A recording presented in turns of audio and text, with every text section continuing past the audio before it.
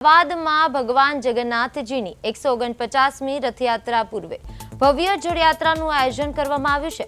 108 કળશ સાથે નિજ મંદિરથી વાજતે ગાજતે શોભાયાત્રા નીકળશે અને સાબરમતી નદીના સોમનાથ ભૂદર ખાતે ગંગા પૂજન કરવામાં આવશે। ભગવાનના 16 પૂજન બાદ પવિત્ર જળનો જળાભિષેક કરવામાં આવશે।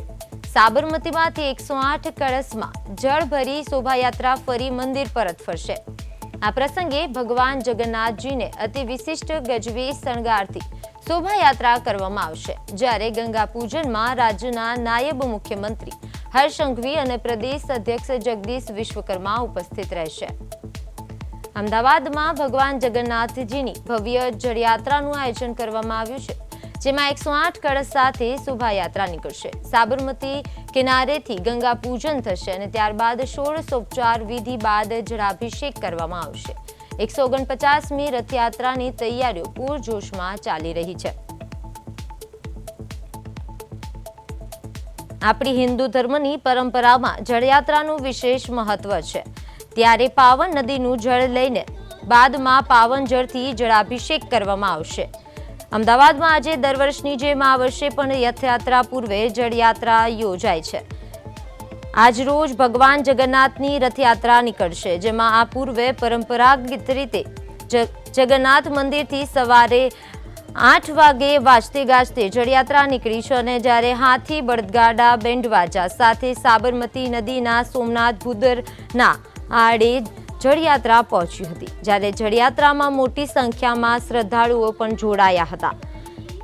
108 કળશ સાથે સાબરમતી નદીના ભૂદરના આરે જળનું વિધિવત પૂજા કર્યા બાદ જળનું પ્રસ્થાન પણ કરવામાં આવશે। સાબરમતી નદીના સોમનાથ ભૂદરના આરેથી જળ લાવવામાં આવે છે અને જ્યારે ભગવાન જગન્નાથજી, બહેન સુભદ્રા અને ભાઈ બલરામનો શાસ્ત્રોક્ત વિધિ અનુસાર જળાભિષેક કરવામાં આવશે। જ્યારે આ અભિષેક દરમિયાન સાધુ સંતો અને ભક્તજનોની હાજરીમાં મૂર્તિઓને દૂધ અને કેસરથી સ્નાન પણ કરાવાય છે। જળાભિષેક બાદ ભગવાન જગન્નાથજીનું પૂજન અર્ચન કરીને ગજવેશ ધારણ કરવામાં આવશે। એક માન્યતા મુજબ જ્યારે આ દિવસે ભગવાન જગન્નાથજી, બહેન સુભદ્રા અને ભાઈ બલરામ મામાને ઘરે જાય છે અને આ દિવસથી મંદિરમાં તેમના દર્શન થતા નથી। મારી સાથે મંદિરથી લાઈવ જોડાઈ ગયા છે। જી પ્રતિક, જળયાત્રા થવા જઈ રહી છે, તો અત્યારે કેવો માહોલ જોવા મળી રહ્યો છે ત્યાં આગળ? ચોક્કસથી વાત કરીએ તો ગુજરાતની જે આ સૌથી મોટી રથયાત્રા, એમાં જે અમદાવાદની જમાલપુરની 149મી રથયાત્રા નીકળે છે, તેમાં વાત કરીશું આજે જે જળયાત્રા। સૌ પ્રથમ તો તમને દ્રશ્યો બતાવવા માંગીશ કે જે 10-12 જેટલા ગજ આવ્યા છે અને જે સૌથી મોટા ભવ્ય પક્ષરા જે અને અખાડાના જે દ્રશ્યો તમને બતાવવા માંગીશ કે મોટી સંખ્યામાં ભવ્ય ભક્તો આવ્યા છે। અને જો વાત કરવામાં આવે તો આજે 149મી જે રથયાત્રામાં ભગવાન રથયાત્રા સાબરમતીના જે સોમનાથના ભૂદરના આરે ગંગા પૂજન કરવામાં આવશે ને વાજતે ગાજતે 108 જેટલા કળશ છે જે હાથી ઉપર લઈને જે સાબરમતીના જે કાંઠે નીકળશે અને જે કહી શકાય કે 108 જે કળશમાં ભગવાનનો જે પછી મંદિરમાં લઈ સોળોપચાર થશે અને જે આ સોળોપચાર કરી વિશેષ શણગાર કરવામાં આવશે। અને જે આ કાર્યક્રમમાં જે વાત કરીએ તો રાજ્યના નાયબ મુખ્યમંત્રી હર્ષ સંઘવી પણ ગંગા પૂજન કરશે। જે સોળોપચાર પૂજન વિધિમાં પણ ભાજપના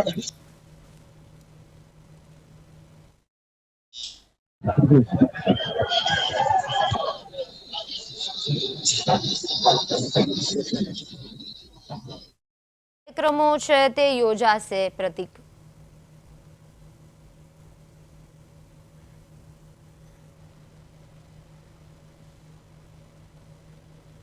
ભાવિ ભક્તો ત્યાં છે, દૂર દૂરથી ભાવિ ભક્તોની જે દર્શને આવે છે અને જે વાત કરીએ તો હાથી પર જે કળશ લઈ જવામાં આવે છે અને જે આ સાબરમતીના પાણીથી કહી શકાય કે 108માંથી ભગવાનને જળાભિષેક કરવામાં આવશે।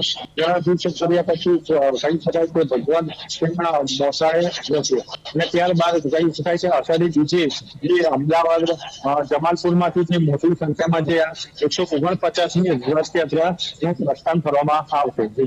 જી પ્રતિક, સુરક્ષા દ્રષ્ટિએ કેવી વ્યવસ્થા કરવામાં આવી છે? સુરક્ષા દ્રષ્ટિએ વાત કરવામાં આવે તો મોટી સંખ્યામાં પોલીસ તૈનાત છે. વાત કરી તો અમદાવાદની જે એલસીબી એસઓજી જે સ્થાનિક પોલીસ પ્રશાસન હવે તંત્રમાં પણ જે મોટી સંખ્યામાં પણ વ્યવસ્થા કરવામાં આવી છે અને જે ભક્તોને પણ અગવડ ના પડે તે રીતે પણ વ્યવસ્થા કરવામાં આવી છે અને પોલીસ પણ પડે પગે અહીં સવારથી પણ નીચ મંદિર ખુલ્યા હતા સવારે 6 વાગ્યાના અરસામાં ત્યારથી જ તે મોટી સંખ્યામાં પોલીસ બંદોબસ્ત કરવામાં આવ્યો છે. જી પ્રતીક, આપનો ખૂબ ખૂબ આભાર કે આપને માહિતી આપી.